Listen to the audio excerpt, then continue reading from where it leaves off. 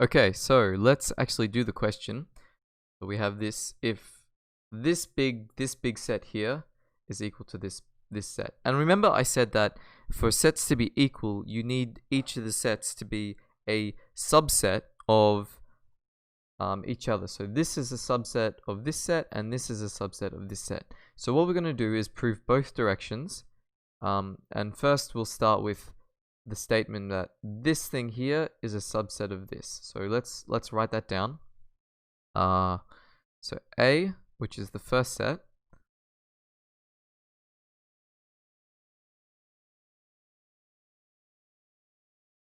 union B is a subset. Actually, let's do it in a different color so we don't get too many things confused. Is a subset, and we'll put that in green, I guess, of A union B.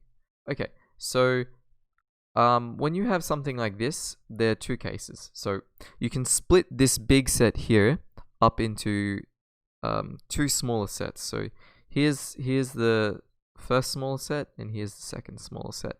Now, a union operation corresponds to OR in mathematics, and an intersection operation corresponds to AND in mathematics. So this reads, this event happens, or this event happens, right? So that means you've got two cases we have to start out with.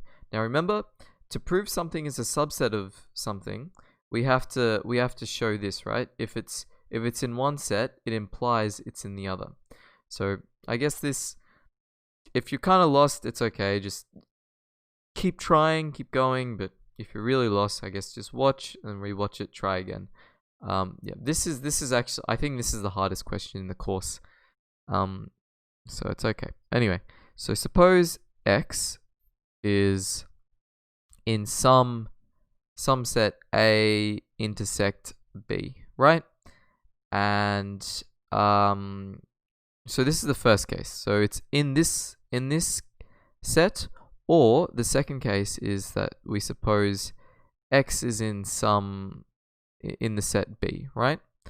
So it's in this set, or given by this thing here, in this one. Okay, so we'll do the second case first because that's just quite easy. So if X is in B, that immediately implies X is in A or B, because it's already in B, right? So it has to be in A or B. It's in B, but it can be in A or B. So diagram, I suppose. We have this. We have something like this. Here's our sample space omega. Now if X is somewhere in B, right? That's X. And so this one can be A and this one can be B. That means X has to be in A or B. And remember what A or B was? It was just all the circles like together. So of course X is in A or B. So that's that case done. Okay, now let's prove this case. It's a bit trickier. I think we'll go to the notes, see what they say. Oh, the solutions rather. So it says we have this set, but this thing here, this exclusion operator is the same as writing the intersection of the complement with that set. So we do that. So let me write this. Actually, I can leave this as an exercise. Try draw some pictures. So try find out why. Like, so draw a set A and B, and try actually go back to the example with we did that set with the numbers 1 to 10, and then see why that is the case. But so essentially I say that A excluding A intersect B, right? So those are is equal to A intersect the intersect of A, yeah, complement B. So okay, let's just draw it. I suppose let's just draw it So there's our sample space omega, and we have some A, we have some B, right?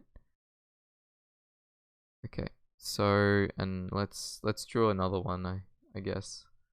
Let's move it slightly down. We have another one here, A, B. Okay, so A excluding A intersect B, right? So what is that going to be? So this is all of set A, right? And we just want to exclude A intersect B. So this is A, so the middle here is A intersect B, and we want to exclude it from A. So that's just going to be this blue stuff here. So that makes sense. Okay. Now let's go over here. So what about this one? So A intersect with A intersect B. So A intersect B complement, sorry.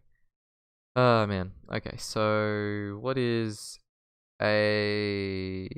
Yep. So A is, remember this one here? The circle over here, and then A intersect B is going to be this guy here, right? But we take the complement, so it's going to be everything that's not A intersect B, which is like all of this area here, all of this stuff, even A as well, but just not. So I'll put it in red, the area we don't want, so it's not this area, not the red area. So where does not A intersect B, which is everything except the red, intersect with A, right? It's the same region. It's the same spot. Yep. So anyway, that's how you justify that this thing, sorry, that's a funky line. That's how you justify that this thing is equal to that thing. Okay. Now let's go on to the next part of the question. So great. Now let's okay, yeah, and it's not too bad. So okay, so we have it like this. So now we suppose that, so remember up here, that thing, that first line there is going to be the same as supposing that, let's do it in black. It's going to be the same as supposing that X is an element of A intersect A B complement, right? Now that's great because that tells us X is in A intersect B. So it's in, so this is and, remember this is an and statement. So X is in A and this set here. So that immediately follows. So if, you know, we draw those two circles again, up. So if X is like this point here, it's immediately in A or B. So remember A or B was just this whole thing here. So it immediately follows that X is in A or B. So A union B. And then that is that case, right? We have that case done. So that means we've proved both of these, and we've proven the first, so we've proven this. So if X is in B, then it implies X is in sorry, that was to do with the second part. Don't just disregard that. So we've actually proven, because we've proven both these things. We've proven that this big set here is a subset of A or B.